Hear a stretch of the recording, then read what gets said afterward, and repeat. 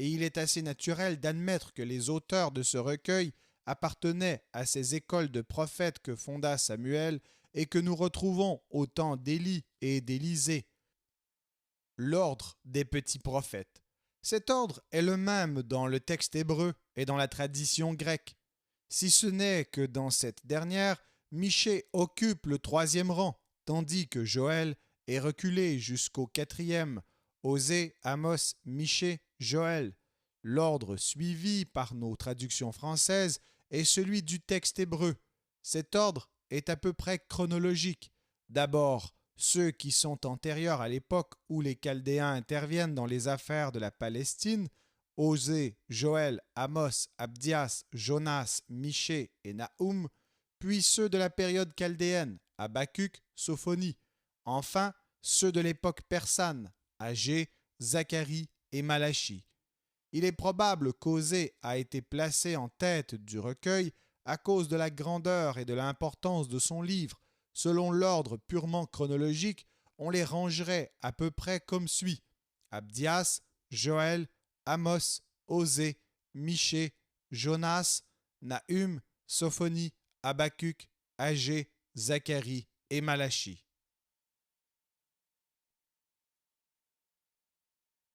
La Bible Louis II. Introduction au livre d'Osée.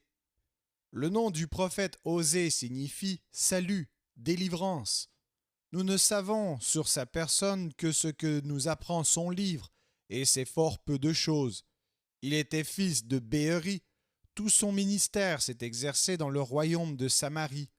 Juda est mentionné assez fréquemment, sans doute, mais on s'aperçoit aisément que le prophète n'en parle qu'incidemment, et pour le mettre en parallèle avec le royaume d'Israël. Jérusalem n'est pas nommée une seule fois. C'est le royaume des 10 tribus qui occupe surtout le prophète et dont les localités sont le plus souvent citées: Gilgal, Bethel, Galaad, etc. Osée paraît connaître certains traits particuliers de l'histoire de Sichem, et, ce qui est plus concluant encore, le royaume de Samarie est appelé le pays et son roi notre roi. Osée était donc citoyen de ce royaume et n'y a pas été seulement en passage comme Amos. Tandis que quelques pères de l'Église affirment qu'Osée est mort dans sa patrie, la tradition juive rapporte qu'il a terminé ses jours à Babylone et que son corps, transporté sur un chameau, a été inhumé en Galilée. Ces légendes n'ont aucune base certaine. Osée commença son ministère sous le règne de Jéroboam II. Ce vaillant monarque appartenait à la dynastie de Jéhu qui avait renversé celle d'Akab. Jéhu avait reçu d'Élisée l'ordre d'exterminer toute la famille d'Akab afin d'abolir ensuite le culte de Baal, mais il s'était arrêté à moitié chemin dans l'exécution de cet ordre, soit qu'il n'osa pas ou ne voulut pas s'attaquer au culte des veaux d'or. Ce culte que Jéroboam I avait établi dès le début de l'existence du royaume des 10 tribus paraissait nécessaire au maintien du schisme qu'il avait en quelque sorte consacré. Aucun monarque, dès lors, pas même Jéhu, n'eut le courage de le supprimer. On craignait toujours qu'une fois les veaux d'or enlevés, le peuple ne retournât à Jérusalem et ne se rattachât à la dynastie de David.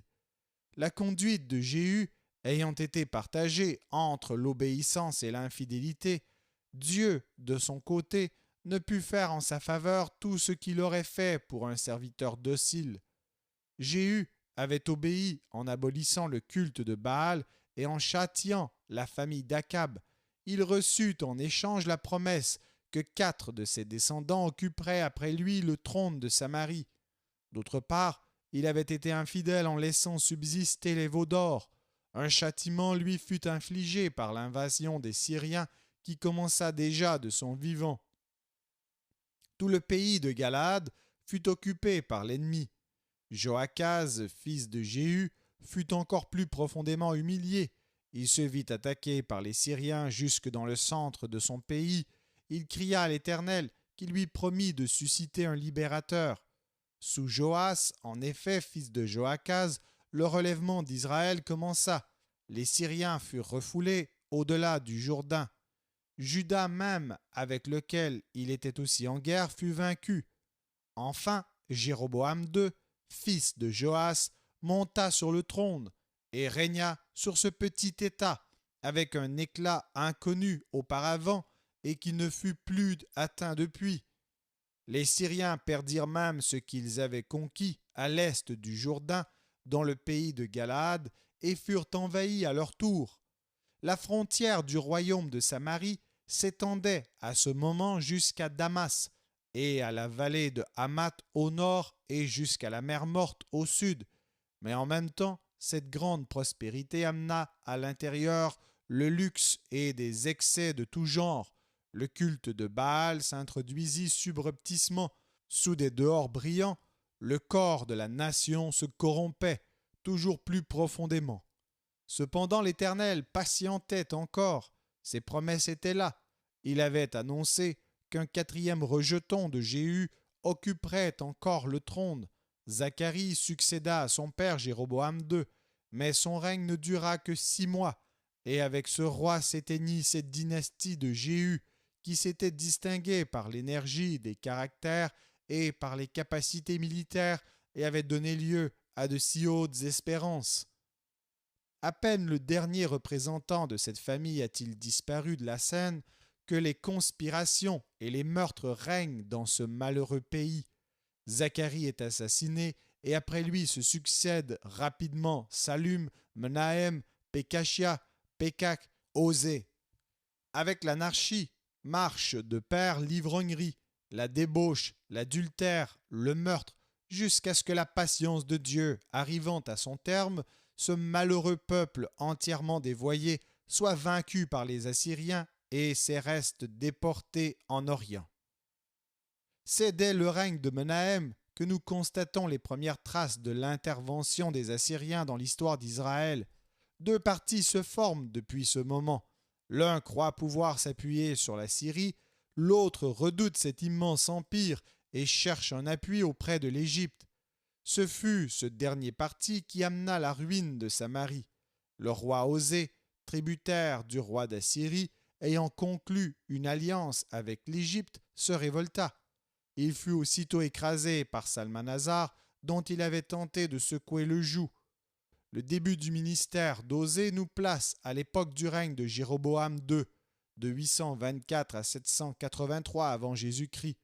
Et comme la vie du prophète s'est prolongée jusqu'au règne de son homonyme, le roi Osée, de 730 à 722, dernier souverain de Samarie, son ministère doit avoir embrassé une période de 60 ans au moins. Le titre complet du livre porte « La parole de l'Éternel qui fut adressée à Osée, fils de Béhéri, au temps d'Ozias, de Jotham, d'Akaz et d'Ézéchias, roi de Juda, et au temps de Jéroboam, fils de Joas, roi d'Israël. » La mention des 4 rois de Juda étonne. On se demande pourquoi les rois de Juda sont nommés dans le titre d'un livre qui traite essentiellement du royaume de Samarie. On pourrait penser que le prophète a agi ainsi parce qu'à ses yeux, la dynastie de David continuait à être la seule légitime. Mais dans ce cas, Jéroboam II devrait-il être nommé?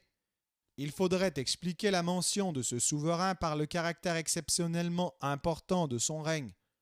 On a aussi supposé que la mention des rois de Juda ne faisait pas partie du titre primitif et qu'elle a été ajoutée par ceux qui ont formé le recueil des prophètes afin de rappeler le titre tout semblable d'Ésaïe et de faire comprendre indirectement qu'Osée, le plus grand prophète d'Israël, avait été le contemporain du plus grand prophète de Juda.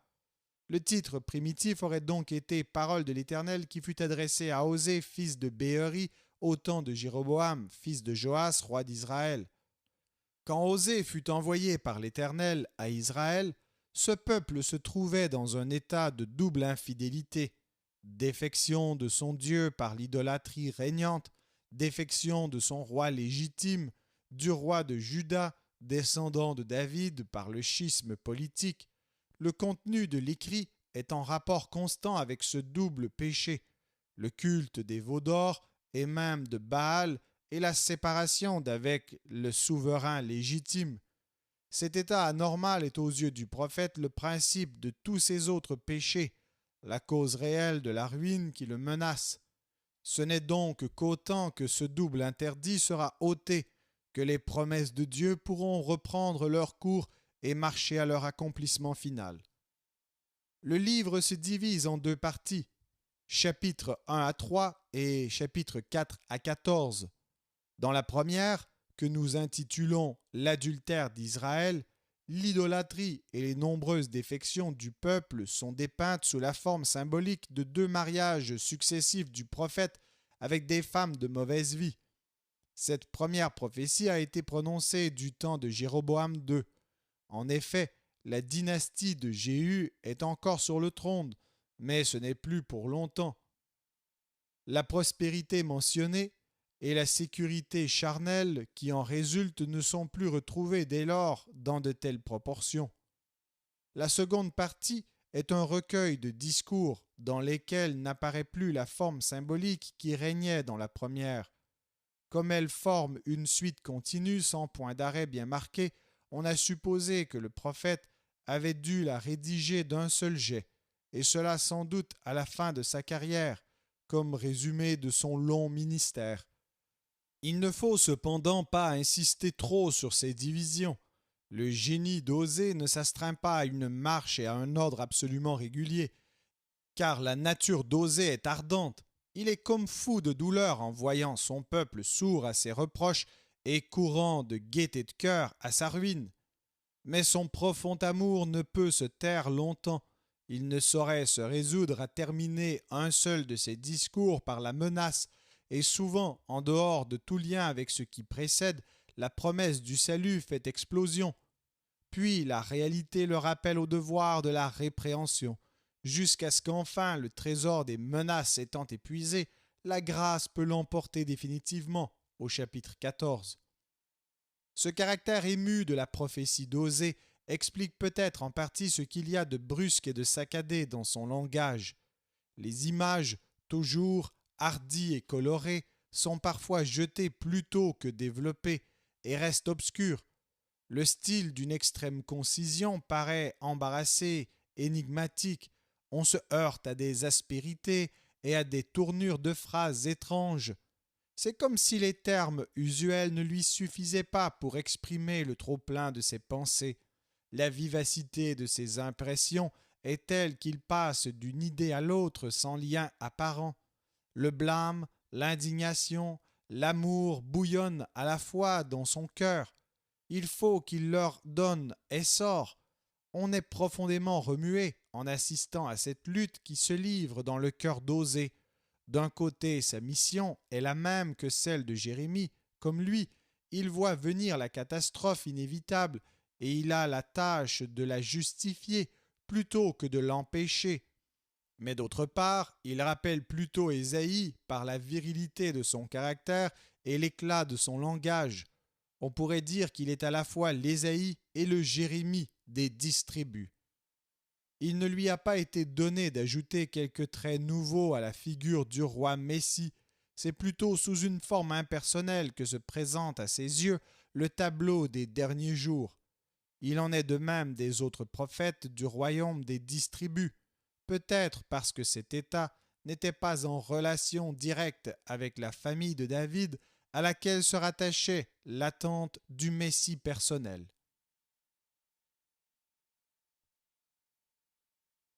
Osée, chapitre 1. La parole de l'Éternel qui fut adressée à Osée, fils de Beéri, au temps d'Osias, de Jotham, d'Akaz, d'Ézéchias, roi de Juda, et au temps de Jéroboam, fils de Joas, roi d'Israël. La première fois que l'Éternel adressa la parole à Osée, l'Éternel dit à Osée, « Va, prends une femme prostituée et des enfants de prostitution, car le pays se prostitue, il abandonne l'Éternel. » Il alla et il prit Gomer, fille de Diblaïm. Elle conçut et lui enfanta un fils. Et l'Éternel lui dit, « Appelle-le du nom de Jizréel, car encore un peu de temps, et je châtierai la maison de Jéhu pour le sang versé à Jizréel. Je mettrai fin au royaume de la maison d'Israël. En ce jour-là, je briserai l'arc d'Israël dans la vallée de Jizréel. » elle conçut de nouveau et enfanta une fille. Et l'Éternel dit à José, donne-lui le nom de Lo-Rushama, car je n'aurai plus pitié de la maison d'Israël. Je ne lui pardonnerai plus. Mais j'aurai pitié de la maison de Juda. Je les sauverai par l'Éternel, leur Dieu, et je ne les sauverai ni par l'arc, ni par l'épée, ni par les combats, ni par les chevaux, ni par les cavaliers. Elle sevra Lo-Rushama, puis elle conçut et enfanta un fils, et l'Éternel dit, donne-lui le nom de Lo-Ami, car vous n'êtes pas mon peuple, et je ne suis pas votre Dieu.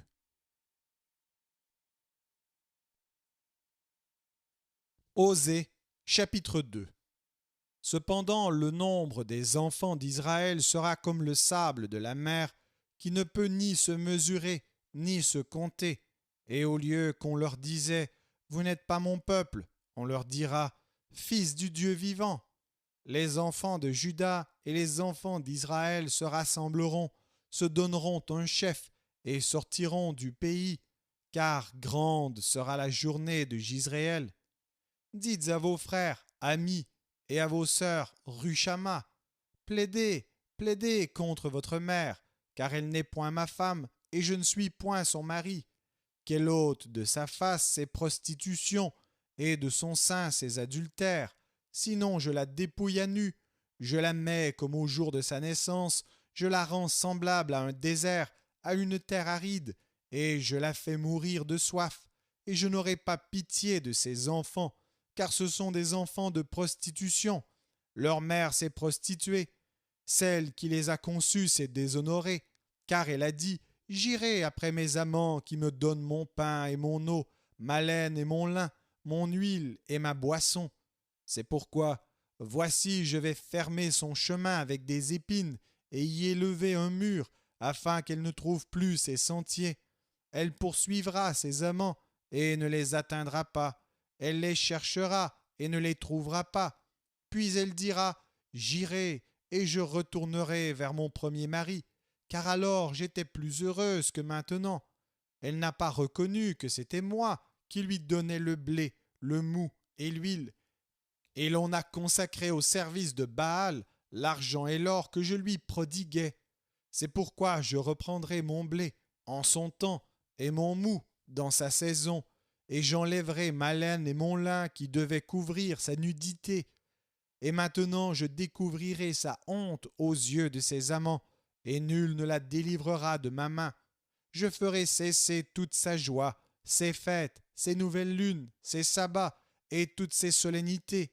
Je ravagerai ses vignes et ses figuiers dont elle disait, c'est le salaire que m'ont donné mes amants. Je les réduirai en une forêt, et les bêtes des champs les dévoreront.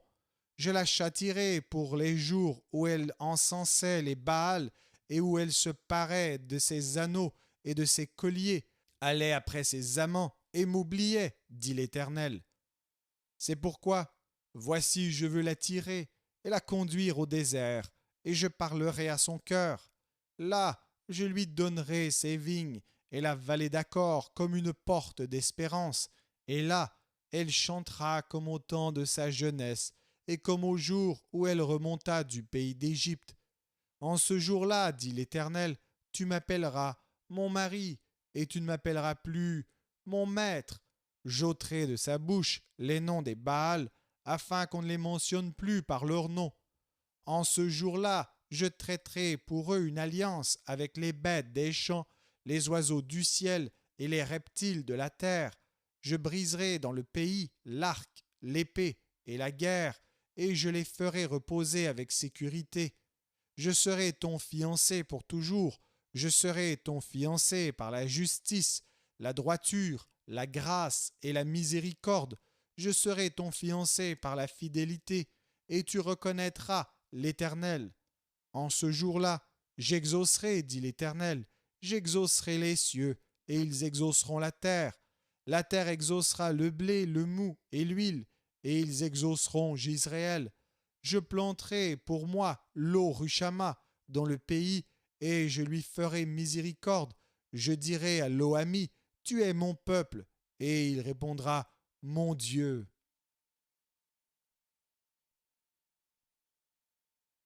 Osée, chapitre 3.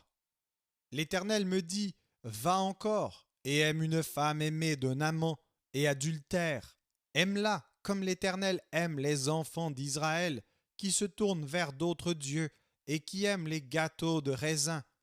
Je l'achetai pour 15 cycles d'argent, un homère d'orge et un léthec d'orge.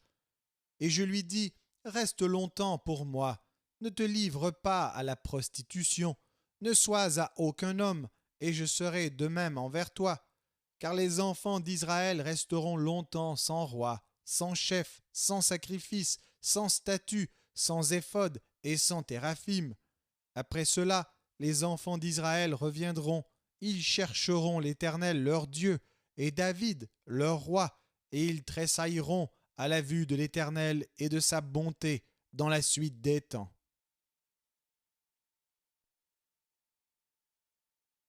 Osée, chapitre 4. Écoutez la parole de l'Éternel, enfants d'Israël, car l'Éternel a un procès avec les habitants du pays, parce qu'il n'y a point de vérité, point de miséricorde, point de connaissance de Dieu dans le pays. Il n'y a que parjure et mensonge, assassinat, vol et adultère. On use de violence, on commet meurtre sur meurtre. C'est pourquoi le pays sera dans le deuil. Tous ceux qui l'habitent seront languissants, et avec eux les bêtes des champs et les oiseaux du ciel.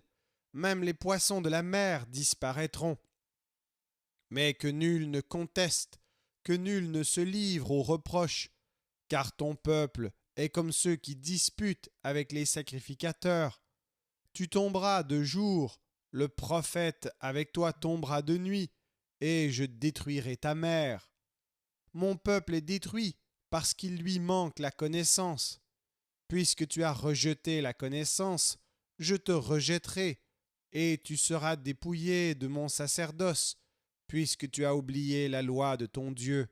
J'oublierai aussi tes enfants.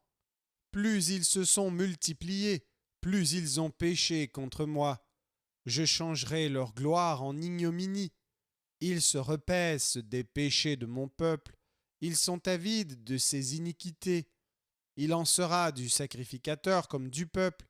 Je le châtierai selon ses voies. Je lui rendrai selon ses œuvres. Ils mangeront sans se rassasier. Ils se prostitueront sans se multiplier, parce qu'ils ont abandonné l'Éternel et ses commandements. La prostitution, le vin et le mou font perdre le sens. Mon peuple consulte son bois, et c'est son bâton qui lui parle, car l'esprit de prostitution égare, et ils se prostituent loin de leur Dieu. Ils sacrifient sur le sommet des montagnes, ils brûlent de l'encens sur les collines, sous les chênes, les peupliers, les térébinthes, dont l'ombrage est agréable. C'est pourquoi vos filles se prostituent, et vos belles-filles sont adultères. Je ne punirai pas vos filles parce qu'elles se prostituent, ni vos belles-filles parce qu'elles sont adultères, car eux-mêmes vont à l'écart avec des prostituées, et sacrifient avec des femmes débauchées. Le peuple insensé court à sa perte. Si tu te livres à la prostitution, ô Israël, que Juda ne se rende pas coupable, n'allez pas à Gilgal, ne montez pas à Beth-Aven, et ne jurez pas l'Éternel est vivant, parce qu'Israël se révolte comme une génisse indomptable. Maintenant l'Éternel le fera paître comme un agneau dans de vastes plaines. Éphraïm est attaché aux idoles, laisse-le. À peine ont-ils cessé de boire qu'ils se livrent à la prostitution. Leurs chefs sont avides d'ignominie. Le vent les enveloppera de ses ailes, et ils auront honte de leurs sacrifices.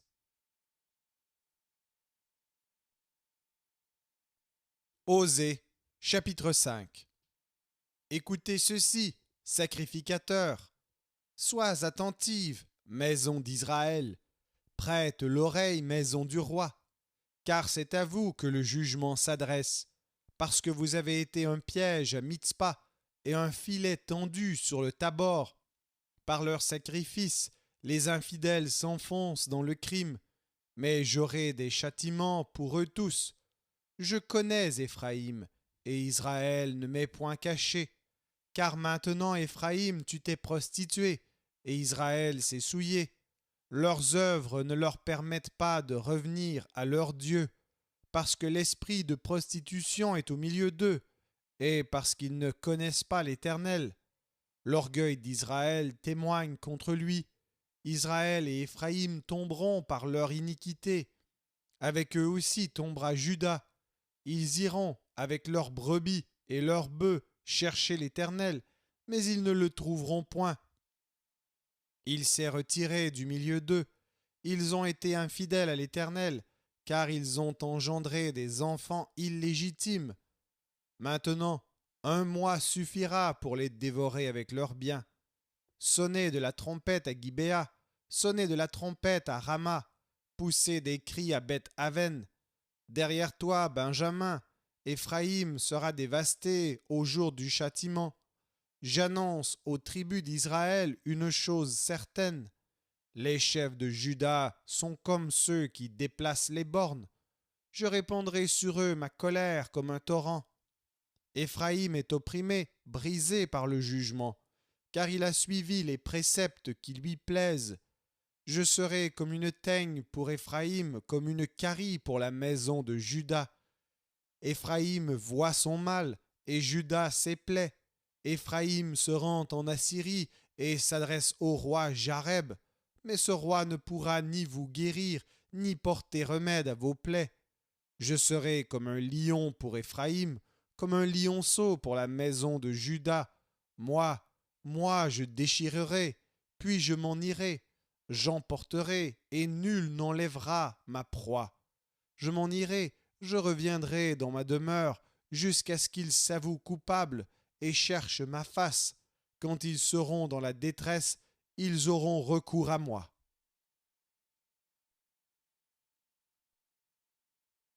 Osée, chapitre 6. Venez, retournons à l'Éternel, car il a déchiré, mais il nous guérira. Il a frappé, mais il bandera nos plaies. Il nous rendra la vie dans 2 jours. Le 3e jour, il nous relèvera, et nous vivrons devant lui. Connaissons, cherchons à connaître l'Éternel. Sa venue est aussi certaine que celle de l'aurore. Il viendra pour nous comme la pluie du printemps qui arrose la terre. Que te ferai-je, Éphraïm? Que te ferai-je, Juda? Votre piété est comme la nuée du matin, comme la rosée qui bientôt se dissipe. C'est pourquoi je les frapperai par les prophètes, je les tuerai par les paroles de ma bouche, et mes jugements éclateront comme la lumière. Car j'aime la piété et non les sacrifices, et la connaissance de Dieu plus que les holocaustes. Ils ont, comme le vulgaire, transgressé l'alliance. C'est alors qu'ils m'ont été infidèles. Galaad est une ville de malfaiteurs. Elle porte des traces de sang. La troupe des sacrificateurs est comme une bande en embuscade, commettant des assassinats sur le chemin de Sichem. Car ils se livrent au crime. Dans la maison d'Israël, j'ai vu des choses horribles. Là, Éphraïm se prostitue, Israël se souille. À toi aussi, Juda, une moisson est préparée, quand je ramènerai les captifs de mon peuple.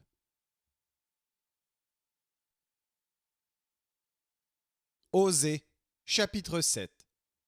Lorsque je voulais guérir Israël, l'iniquité d'Éphraïm et la méchanceté de Samarie se sont révélées, car ils ont agi frauduleusement.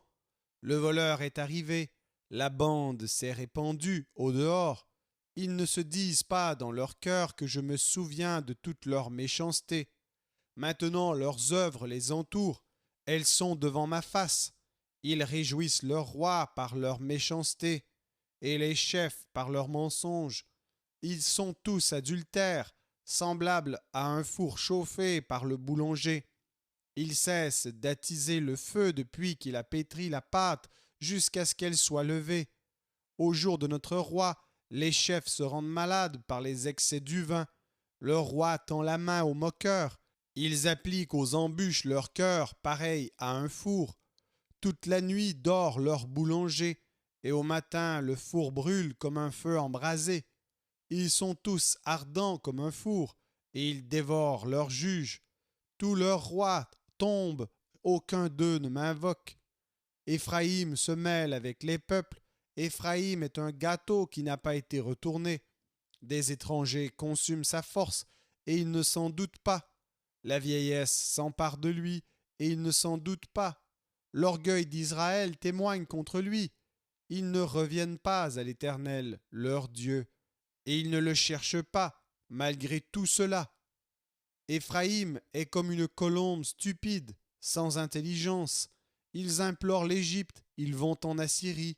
S'ils partent, j'étendrai sur eux mon filet. Je les précipiterai comme les oiseaux du ciel. Je les châtierai comme ils en ont été avertis dans leur assemblée.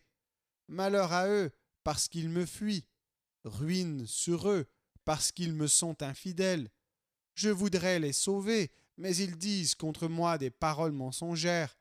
Ils ne crient pas vers moi dans leur cœur, mais ils se lamentent sur leurs couches. Ils se rassemblent pour avoir du blé et du mou, et ils s'éloignent de moi.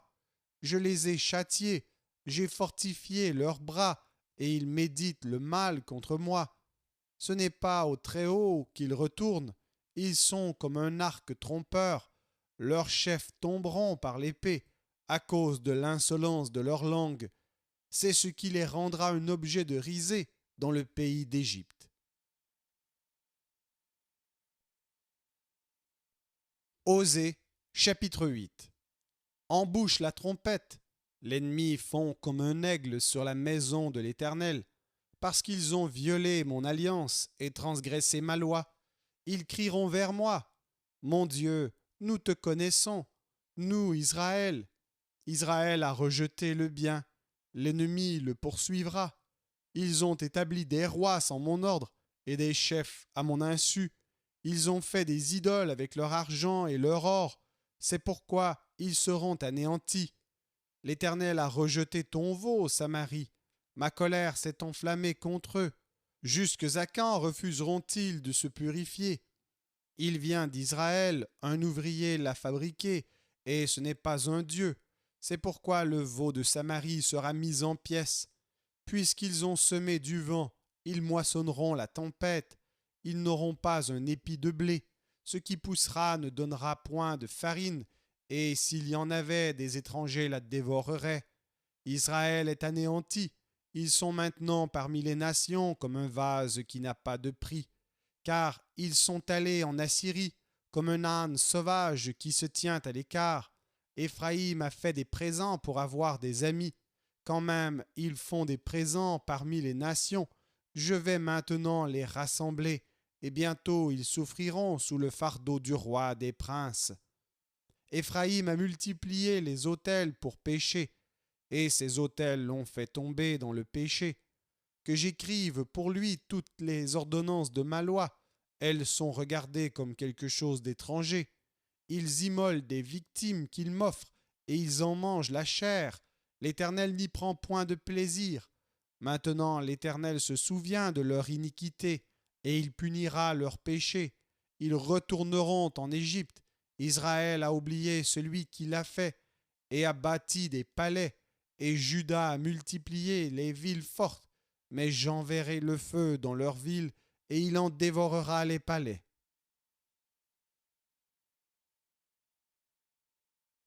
Osée, chapitre 9. Israël, ne te livre pas à la joie, à l'allégresse, comme les peuples, de ce que tu t'es prostitué en abandonnant l'Éternel, de ce que tu as aimé un salaire impur dans toutes les aires à blé.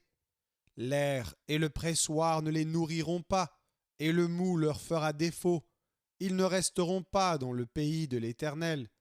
Éphraïm retournera en Égypte, et ils mangeront en Assyrie des aliments impurs. Ils ne feront pas à l'Éternel des libations de vin. Elles ne lui seraient point agréables. Leurs sacrifices seront pour eux comme un pain de deuil.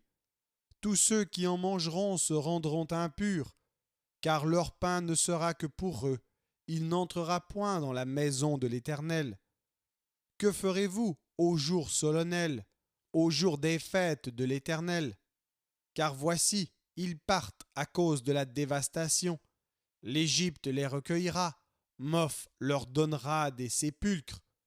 Ce qu'ils ont de précieux, leur argent, sera la proie des ronces, et les épines croîtront dans leurs tentes. Ils arrivent, les jours du châtiment, ils arrivent, les jours de la rétribution. Israël va l'éprouver. Le prophète est fou, l'homme inspiré à le délire, à cause de la grandeur de tes iniquités et de tes rébellions. Éphraïm est une sentinelle contre mon Dieu, le prophète un filet d'oiseleur, et sur toutes ses voies un ennemi dans la maison de son Dieu. Ils sont plongés dans la corruption comme au jour de Gibéa. L'Éternel se souviendra de leur iniquité, il punira leurs péchés. J'ai trouvé Israël comme des raisins dans le désert, j'ai vu vos pères comme les premiers fruits d'un figuier. Mais ils sont allés vers Baal-Peor, ils se sont consacrés à l'infâme idole, et ils sont devenus abominables comme l'objet de leur amour. La gloire d'Éphraïm s'envolera comme un oiseau. Plus de naissance, plus de grossesse, plus de conception. S'ils élèvent leurs enfants, je les en priverai avant qu'ils soient des hommes. Et malheur à eux quand je les abandonnerai. Éphraïm, aussi loin que portent mes regards du côté de Tyr, est planté dans un lieu agréable. Mais Éphraïm mènera ses enfants vers celui qui les tuera. Donne-leur, ô Éternel, que leur donnes-tu? Donne-leur un sein qui avorte et des mamelles desséchées. Toute leur méchanceté se montre à Gilgal. C'est là que je les ai pris en aversion, à cause de la malice de leurs œuvres. Je les chasserai de ma maison, je ne les aimerai plus. Tous leurs chefs sont des rebelles. Éphraïm est frappé, sa racine est devenue sèche. Ils ne porteront plus de fruits, et s'ils ont des enfants, je ferai périr les objets de leur tendresse. Mon Dieu les rejettera parce qu'ils ne l'ont pas écouté, et ils seront errants parmi les nations.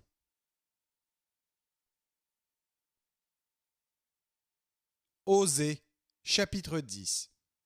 Israël était une vigne féconde qui rendait beaucoup de fruits.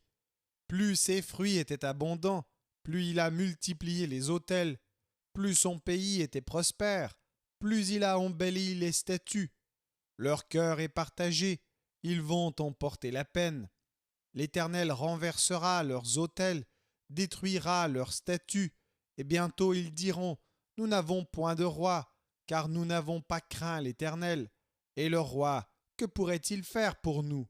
Il prononce des paroles vaines, des serments faux, lorsqu'il conclut une alliance. Aussi le châtiment germera comme une plante vénéneuse dans les sillons des champs. Les habitants de Samarie seront consternés au sujet des veaux de Beth-Aven. Le peuple mènera deuil sur l'idole, et ses prêtres trembleront pour elle, pour sa gloire qui va disparaître du milieu d'eux. Elle sera transportée en Assyrie pour servir de présent au roi Jareb. La confusion saisira Éphraïm, et Israël aura honte de ses desseins. C'en est fait de Samarie, de son roi, comme de l'écume à la surface des eaux. Les hauts lieux de Beth-Aven où Israël a péché seront détruits. L'épine et la ronce croîtront sur leurs autels. Ils diront aux montagnes, couvrez-nous, et aux collines, tombez sur nous. Depuis les jours de Gibéa, tu as péché, Israël. Là ils restèrent debout. La guerre contre les méchants ne les atteignit pas à Gibéa. Je les châtierai à mon gré, et des peuples s'assembleront contre eux. Quand on les enchaînera pour leur double iniquité, Éphraïm est une génisse dressée et qui aime à fouler le grain. Mais je m'approcherai de son beau cou, j'attellerai Éphraïm, Juda labourera, Jacob hercera. Semez selon la justice, moissonnez selon la miséricorde, défrichez-vous un champ nouveau. Il est temps de chercher l'Éternel jusqu'à ce qu'il vienne et répande pour vous la justice. Vous avez cultivé le mal, moissonné l'iniquité, mangé le fruit du mensonge, car tu as eu confiance dans ta voix, dans le nombre de tes vaillants hommes. Il s'élèvera un tumulte parmi ton peuple, et toutes tes forteresses seront détruites, comme fut détruite Chalman Beth Arbel. au jour de la guerre, où la mère fut écrasée avec les enfants. Voilà ce que vous attirera Béthel à cause de votre extrême méchanceté. Vienne l'aurore, et c'en est fait du roi d'Israël.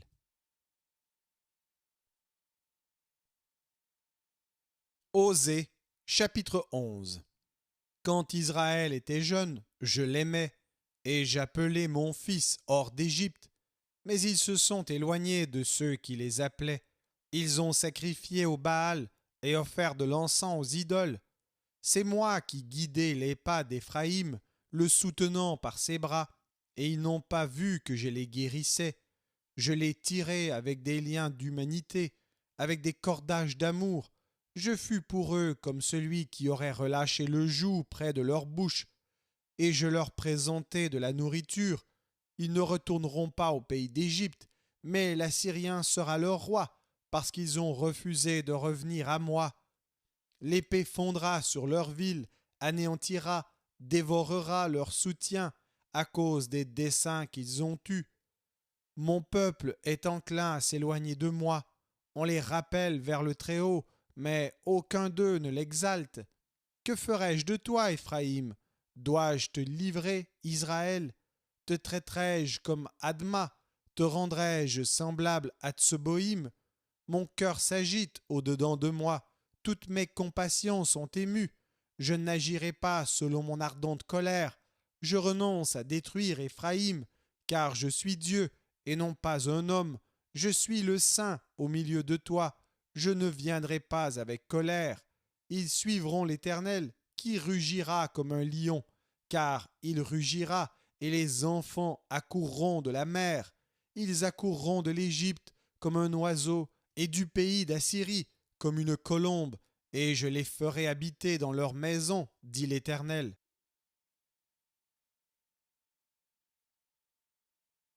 Osée, chapitre 12. Éphraïm m'entoure de mensonges, et la maison d'Israël de tromperies. Juda est encore sans frein vis-à-vis de Dieu, vis-à-vis du Saint fidèle. Éphraïm se repaît devant et poursuit le vent d'Orient. Chaque jour, il multiplie le mensonge et la violence. Il fait alliance avec la Syrie et on porte de l'huile en Égypte. L'Éternel est aussi en contestation avec Juda, et il punira Jacob pour sa conduite. Il lui rendra selon ses œuvres. Dans le sein maternel, Jacob saisit son frère par le talon, et dans sa vigueur, il lutta avec Dieu. Il lutta avec l'ange, et il fut vainqueur. Il pleura et lui adressa des supplications. Jacob l'avait trouvé à Béthel, et c'est là que Dieu nous a parlé. L'Éternel est le Dieu des armées, son nom est l'Éternel, et toi, reviens à ton Dieu, garde la piété et la justice, et espère toujours en ton Dieu. Éphraïm est un marchand qui a dans sa main des balances fausses, il aime à tromper, et Éphraïm dit, à la vérité, je me suis enrichi, j'ai acquis de la fortune, mais c'est entièrement le produit de mon travail, on ne trouvera chez moi aucune iniquité, rien qui soit un crime. Et moi, je suis l'Éternel, ton Dieu, dès le pays d'Égypte. Je te ferai encore habiter sous des tentes, comme au jour de fête.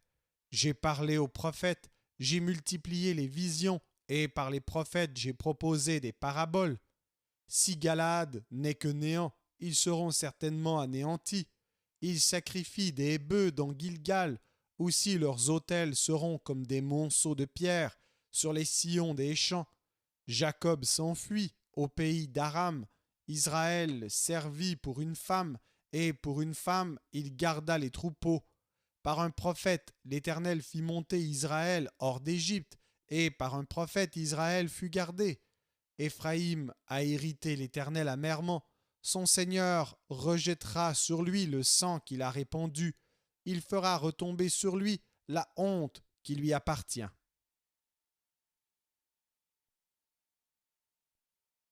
Osée, chapitre 13.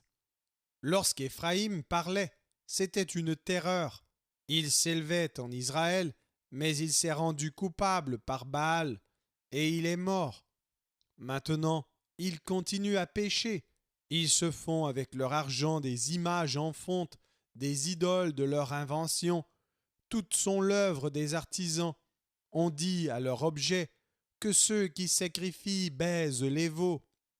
C'est pourquoi ils seront comme la nuée du matin, comme la rosée qui bientôt se dissipe, comme la balle emportée par le vent hors de l'air, comme la fumée qui sort d'une fenêtre. Et moi, je suis l'Éternel, ton Dieu, dès le pays d'Égypte. Tu ne connais d'autre Dieu que moi, et il n'y a de sauveur que moi. Je t'ai connu dans le désert, dans une terre aride. Ils se sont rassasiés dans leur pâturage, ils se sont rassasiés et leur cœur s'est enflé. C'est pourquoi ils m'ont oublié. Je serai pour eux comme un lion, comme une panthère, je les épierai sur la route. Je les attaquerai comme une ours à qui l'on a enlevé ses petits, et je déchirerai l'enveloppe de leur cœur. Je les dévorerai comme une lionne. Les bêtes des champs les mettront en pièces. Ce qui cause ta ruine, Israël, c'est que tu as été contre moi, contre celui qui pouvait te secourir. Où donc est ton roi, qu'il te délivre dans toutes tes villes? Où sont tes juges, au sujet desquels tu disais « Donne-moi un roi et des princes ». Je t'ai donné un roi dans ma colère, je te l'ôterai dans ma fureur. L'iniquité d'Éphraïm est gardée, son péché est mis en réserve. Les douleurs de celle qui enfante viendront pour lui. C'est un enfant peu sage qui, au terme voulu, ne sort pas du sein maternel. Je les rachèterai de la puissance du séjour des morts. Je les délivrerai de la mort. Ô mort, où est ta peste? Séjour des morts, où est ta destruction? Mais le repentir se dérobe à mes regards. Éphraïm a beau être fertile au milieu de ses frères, le vent d'Orient viendra, le vent de l'Éternel s'élèvera du désert, desséchera ses sources, tarira ses fontaines, on pillera le trésor de tous les objets précieux. Samarie sera punie parce qu'elle s'est révoltée contre son Dieu. Ils tomberont par l'épée, leurs petits-enfants seront écrasés, et l'on fendra le ventre de leurs femmes enceintes.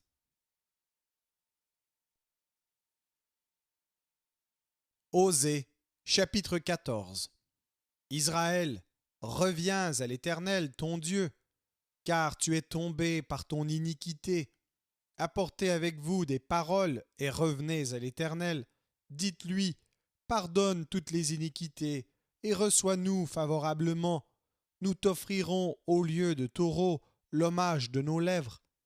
L'Assyrien ne nous sauvera pas, nous ne monterons pas sur des chevaux, et nous ne dirons plus à l'ouvrage de nos mains, notre Dieu, car c'est auprès de toi que l'orphelin trouve compassion. Je réparerai leur infidélité, j'aurai pour eux un amour sincère, car ma colère s'est détournée d'eux. Je serai comme la rosée pour Israël, il fleurira comme le lys, et il poussera des racines comme le Liban. Ses rameaux s'étendront, il aura la magnificence de l'olivier et les parfums du Liban. Ils reviendront s'asseoir à son ombre, ils redonneront la vie au froment, et ils fleuriront comme la vigne, ils auront la renommée du vin du Liban. Éphraïm, qu'ai-je à faire encore avec les idoles? Je l'exaucerai, je le regarderai, je serai pour lui comme un cyprès verdoyant. C'est de moi que tu recevras ton fruit. Que celui qui est sage prenne garde à ces choses, que celui qui est intelligent les comprenne, car les voies de l'Éternel sont droites, les justes y marcheront, mais les rebelles y tomberont.